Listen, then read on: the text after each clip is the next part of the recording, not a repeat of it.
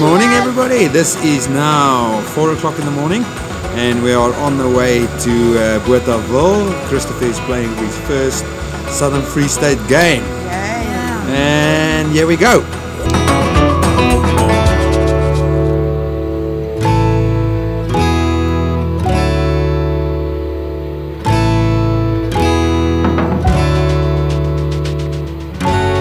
Saying goodbye is the hardest thing to do.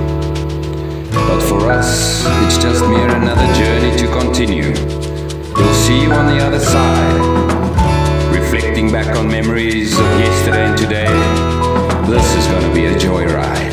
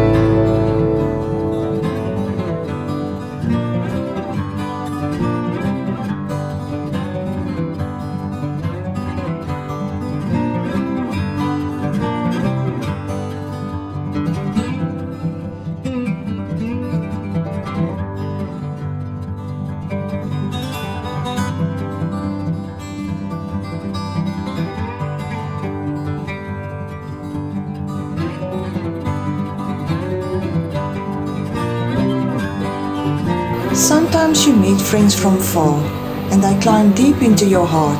It's not a goodbye, but see you on the other side.